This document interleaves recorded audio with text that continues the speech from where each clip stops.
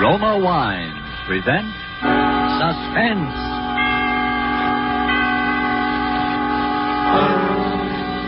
Roma Wines, made in California for enjoyment throughout the world. Salud. Your health, senor. Roma Wines toast the world. The wine for your table is Roma Wine, made in California for enjoyment throughout the world. This is the Man in Black, here to introduce this weekly half hour of Suspense. Tonight from Hollywood, we bring you a star, Mr. Orson Welles. This will be the first of two consecutive performances by Mr. Welles, in which he will appear as the protagonist of Kurt Siodmak's novel, Donovan's Brain. The producer of Suspense and its sponsors, the Roma Wine Company of Fresno, California, feel that this story is so unusual that it merits more than our usual time. So in somewhat of a departure from established radio formulas, we will bring you the story of Donovan's Brain in two parts. Before we take you to the scene of our drama, let's take a little journey of a different kind. We'll let a bottle of Roma wine serve as Aladdin's lamp. I touch the label, and presto, we're all transported to that capital of gaiety, Havana, Cuba. And now we find ourselves in the charming Pan American Club. At a table nearby, an American has just voiced his delight at the uncommon beauty of the scene. And then his Cuban companion responds, "You in America also have much that is uncommon to boast of. Such as this marvelous tasting wine we're enjoying this minute. To enjoy uncommon fine quality, Cuba imports this wine from your own distant California. It is your superb Roma wine. Now just realize what it means when other countries import Roma wines from such great distances. Such international esteem must mean that Roma wines are truly magnificent in quality. And then consider this. You here in America need pay no high import duty, no expensive shipping charges. For these fine Roma wines come from Roma's own wineries in the heart of the rich California wine grape district. Because so many Americans do realize this good fortune, Roma wines are America's largest selling wine. So why deny yourself this taste delight? Try an inexpensive bottle of tangy, appetizing Roma sherry, or the hearty Roma burgundy, or any of the marvelously enjoyable Roma wines. But remember, these days your favorite dealer may be temporarily out of the type you prefer. Then please try again. Ask for R-O-M-A, Roma wine, made in California for enjoyment throughout the world. And now with part one of Donovan's Brain, and with the performance of Orson Welles as Dr. Patrick Corey, we again hope to keep you in suspense.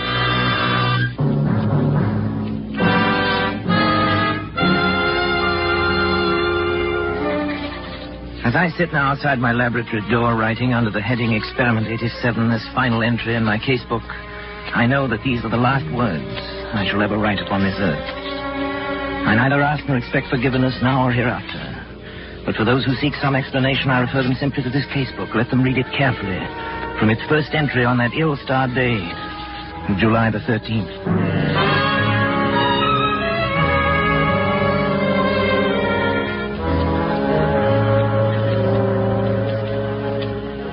July 13th. Today I bought a small capuchin monkey from an organ grinder. The animal trembled with fear when I took it into my laboratory, and when I tried to pet it, it bit me.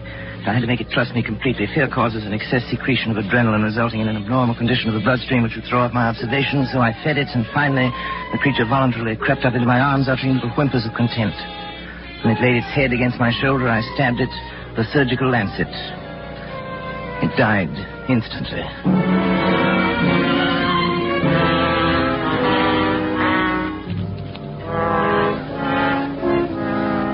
Well, David, what do you think of it? Well, it's pretty amazing, all right. See what I've done, don't you? I think so. You think so? Good Lord, don't you know? Well, after all that, I'm only a second-year medical I know, but what of it was a second-year student? Who is it? It's me, Dennis. Come in, darling. Patrick, Dr. Schwartz is here to see you. Oh, come on in, Doctor. You know our son David, of course. Yes, of course. How are you, my boy? Fine, thanks, Doctor. Well, Patrick, hard at it as usual, I see. Patrick, you didn't eat the lunch I sent in to you. Well, what is it this time, Patrick? A brain. What? A monkey's brain. Oh, What about the brain, Patrick? I've been trying to see how long I can keep the tissue alive. Oh, is that it in that jar? Oh, there's considerably more to it than just a jar, though. Want to see how it works? Is it still alive? In a way, yes. It's a fairly simple device, actually, Doctor. Variation on Carrel's mechanical heart. The brain lies in the bath of blood serum. These rubber arteries are fixed to the vertebral and internal carotid arteries of the brain. The blood substance is forced through the cycle of Willis, feeds the tissue. Over here, I've installed a small rotary pump that forces the blood circulation, you see? But how do you know it's alive? It's very easy to determine. The brain, when functioning, gives off infinitesimal electrical impulses. They can be measured. As a matter of fact, I've hooked the encephalograph up to a small amplifying system. The brain impulses can actually be heard. Here, I'll turn it on. See?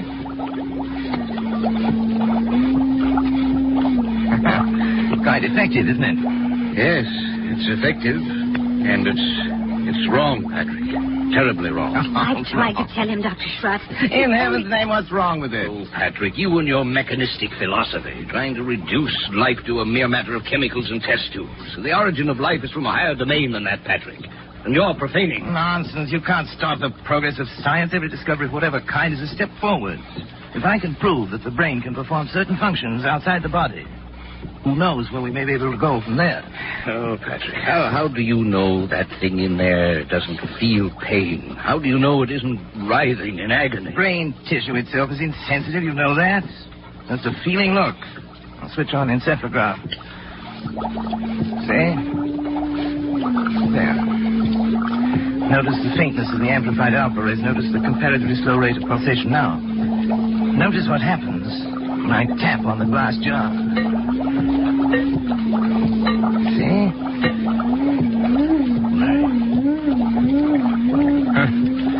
It feels. It thinks. I wouldn't go so far as to say that, but it certainly shows marked reaction to an external stimulus. I wouldn't have believed it possible. The trouble with you, Trot, is that you don't really believe in science. Have it your own way, Patrick. That's when you can manufacture love and sympathy and kindness in a test tube. I'll be back. You leading, old boy? Yes. Patrick. Do me a favor, Patrick. Shut off the pump and let that poor thing in there die. Let it die? Huh. If it were within my power to grant that, little brain would live forever.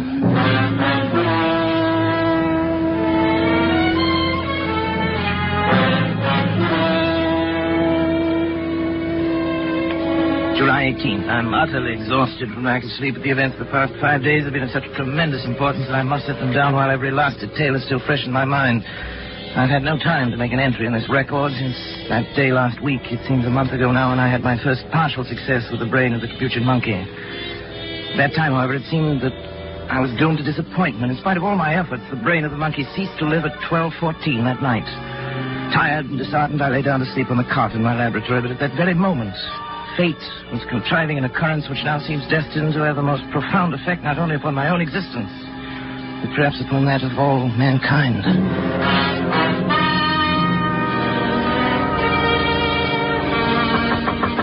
Hello? Hi, what is it? Dad. Oh, David, come in. What's the matter? It's Dr. Schwartz. There's been an accident or something. He's pretty upset. All right, I'll come.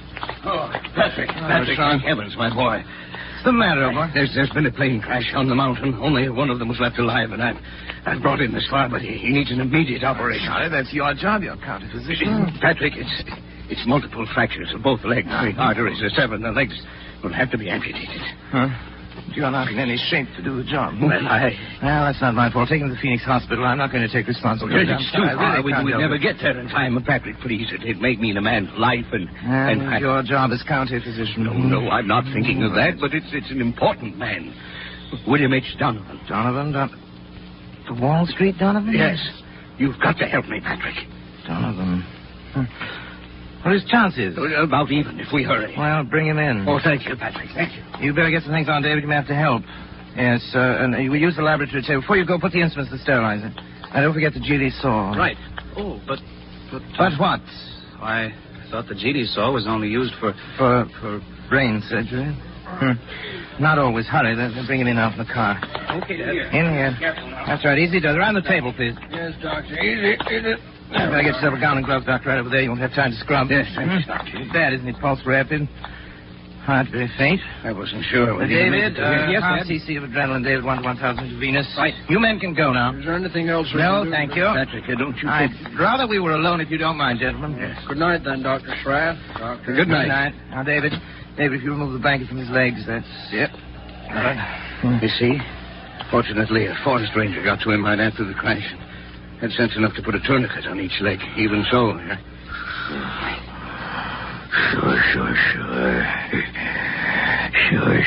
Sure. We'll get it. Sure. Saying something like, sure. He said it over and over. Huh. I hadn't realized he was deformed. It doesn't show as much in his pictures. Patrick, don't you think we ought to begin? No, there's no use amputating those legs. No use? He'll be dead anyway by morning. I won't it? Suppose you're right, Patrick. You know I'm right. But still, we ought to try. We can't refuse to operate. We are going to operate. Syringe, please, David, the large one. Here you are, Dad. Spinal anesthetic. You give it Dr. Schrock. Right. Scalpel, please, David. Scalpel and the GD saw. GD saw? Patrick. Well... No, Patrick, I won't let you. After your performance tonight? Well, but Patrick, he's still alive. Precisely. My mistake with the monkey was that he was dead. I don't intend to make that mistake again. Come on, David, Patrick, the scalpel. Are you out of your mind? You're taking a man's life. I'm giving him life. Donovan would die anyway. But for a while at least, Donovan's brain will live.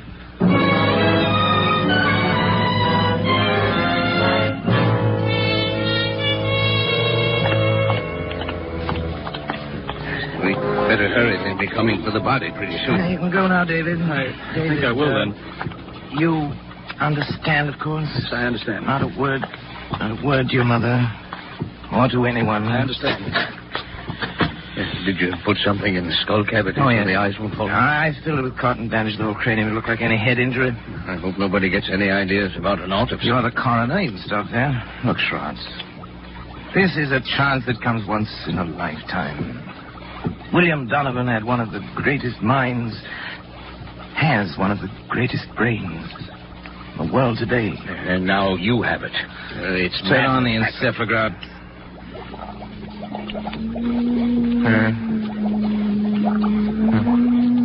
Simple Simple ways, of course. No different from the monkeys. You can't take a human brain out of its body and expect it to function. I suppose not, but... Schwartz, did it ever occur to you that the brain might simply be asleep? Sleep? Certainly. An operation like that is a severe shock. Tap on the glass.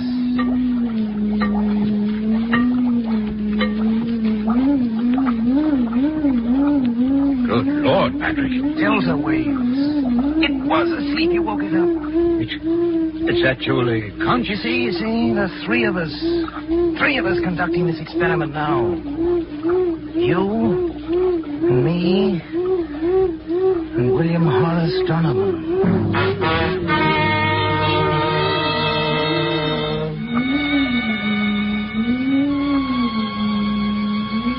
July 25th, I moved my bed into the laboratory, but I've scarcely slept in 6 days. There's no longer any doubt that the brain responds like a sensitive seismograph to vibrations near it, including the sound of my voice. Yet I found no method of communication with it. I've devised a simplified Morse code consisting of taps on the glass container, together with voice vibrations. Perhaps I can teach the brain.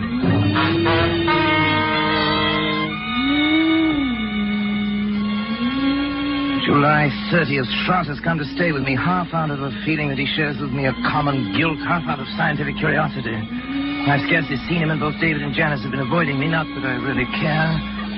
They've been tapping out my code on the side of the brain's container endlessly, day and night, over and over, 1,000 times, so that a baby could learn it, if the brain can learn. I sleep only when the brain itself falls into exhausted slumber. When it wakes again, I resume my tapping.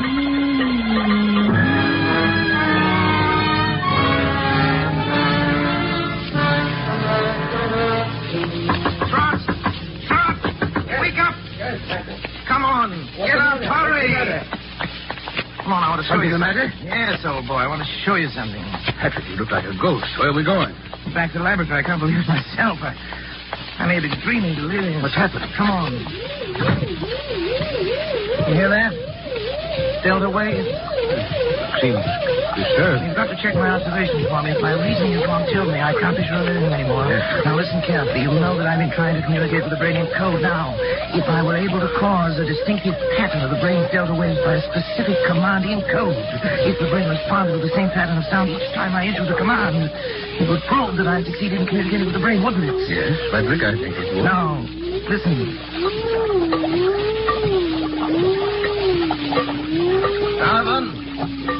Donovan, if you understand, think 3 times of the word talk.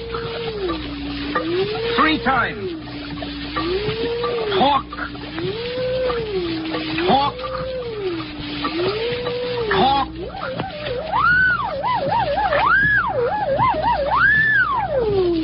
It answered. It spoke. Then I'm right. It's true. This thing has learned to talk. To talk.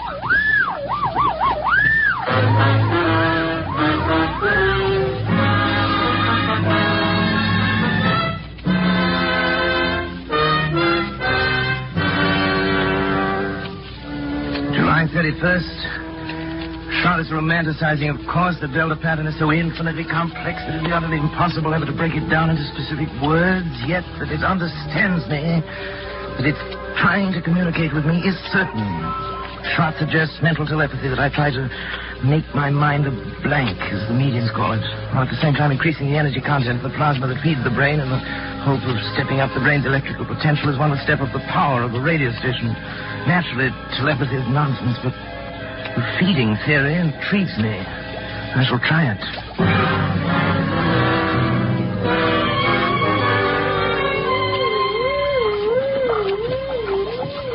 August 12th. Notice today for the first time 2 distinct nodules of new brain cells on the frontal lobex. The electrical potential has increased to 510 microvolts. I've begun smoking cigars. Although I've always hated cigars before. As I expect.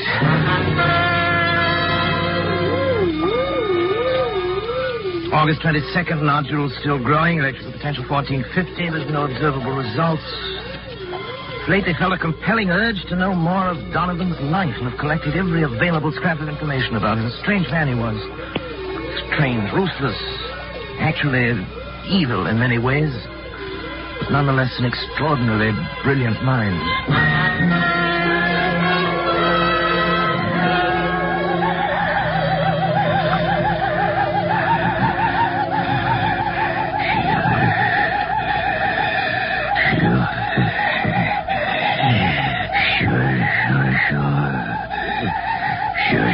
Sure.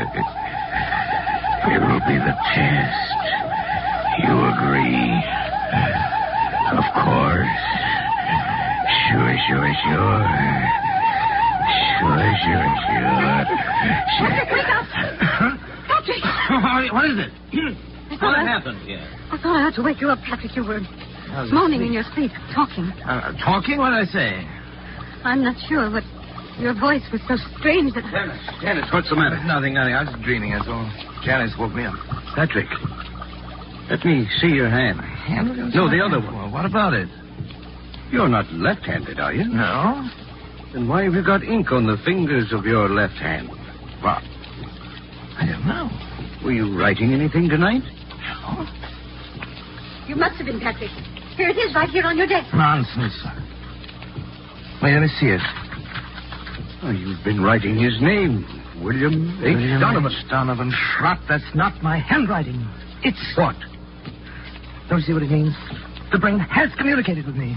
Patrick, you don't... Look here. Look at this magazine article. Here's a reproduction of his signature. And he was left-handed, too. It says so here. Why, it is. It is exactly the What same. a fool I've been. Look at this picture, smoking a cigar. With his left hand. I wondered why I suddenly started smoking cigars. The same brand, too. Janice, try to remember what you heard me saying just before you woke me up. Come on, Janice. Think. Patrick, I can't believe... Think, Janice. All I heard was something like... Sure. Sure. Of course. Don't you remember, Schrott? He said it that night. It was the only thing we ever heard him say. It was an expression of his. It tells about that in one of the articles, too. Yes, there it is. It wasn't your voice. In my voice, you see, the brain has grown.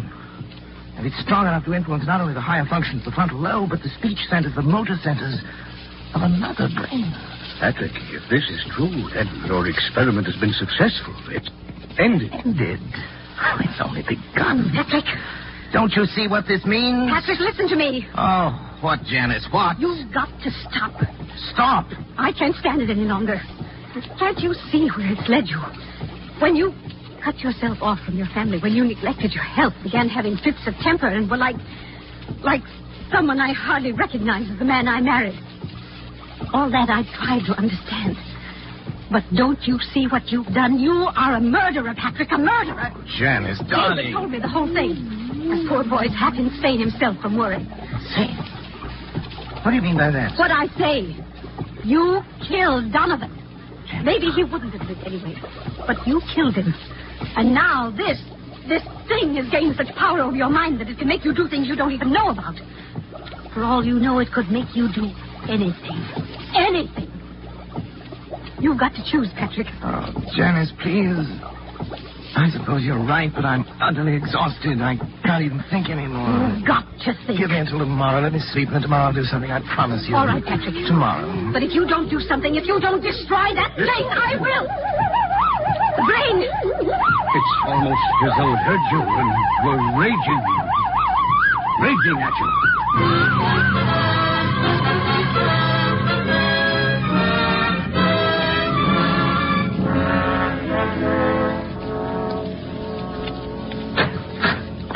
This way, please, Dr. Come on, Moore. darling. But, Patrick, why are we going in here? A psychiatric clinic? I told you I'd do something, Janice. I've got an idea.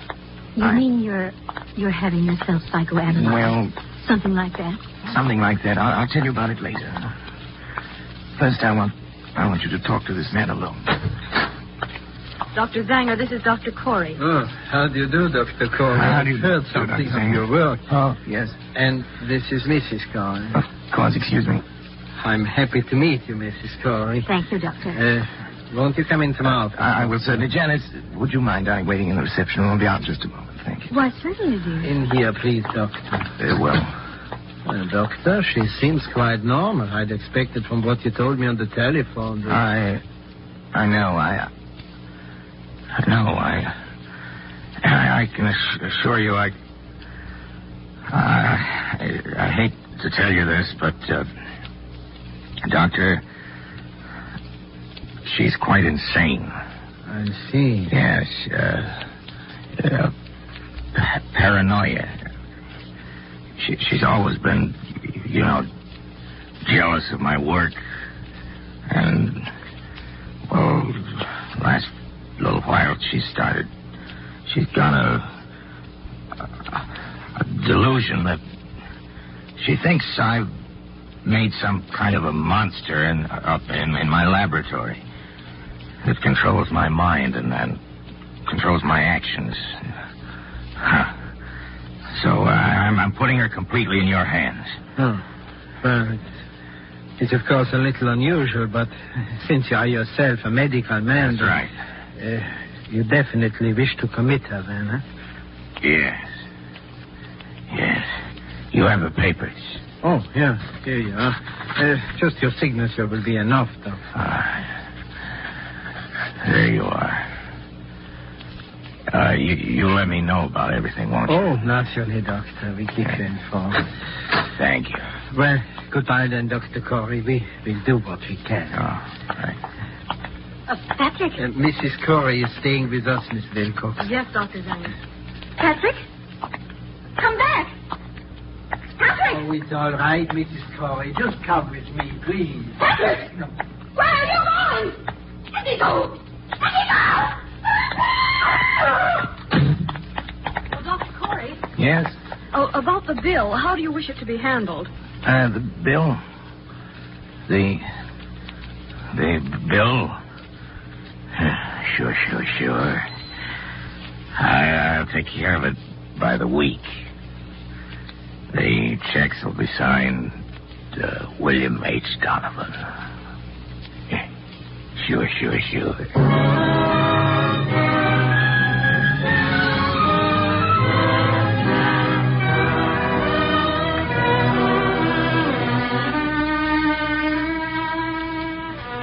August 20th. It's nearly 3 weeks now since Janice went away. I can't understand how she could have left me just when I needed her most. When I try to question Schrod or David about it, they only look at me strangely and change the subject. Clearly, they too now are in on the conspiracy. Sometimes it seems the only person I can trust is Donovan. The brain communicates with me more freely now each day. I know it has some great plan in mind for me, for both of us. I'm waiting, patiently waiting.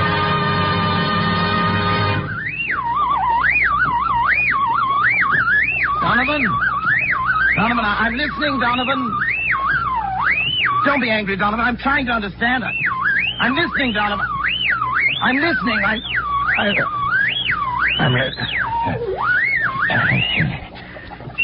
Sure.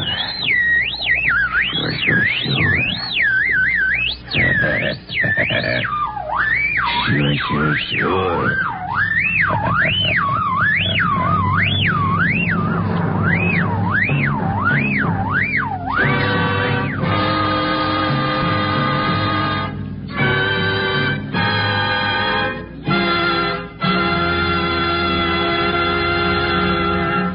And so closes Donovan's Brain, Part 1, the first of 2 half-hour presentations of Kurt Siodmak's story, presenting Orson Welles as star of Suspense. Suspense is produced and directed by William Spear. We sincerely hope you enjoyed the performance of Orson Welles and that of the whole cast tonight in our Roma suspense play. The Roma Wine Company would like to express its thanks for the many letters of appreciation from listeners which we are constantly receiving, saying how much you enjoy these broadcasts. And here's a thought. To discover the enjoyment these suspense programs offer, you first had to sample one. And so you must first sample one of the many delicious Roma wines to discover for yourself their wonderful taste and quality, the excellence that makes Roma America's largest selling wines.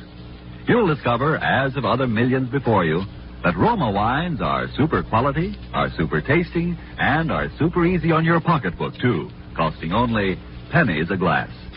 Be sure you get R-O-M-A, Roma wines, made in California for enjoyment throughout the world. The greatest and most profitable investment you can make in your country's future is to buy war bonds. Suspense. Presented by Roma Wines, R-O-M-A, made in California for enjoyment throughout the world.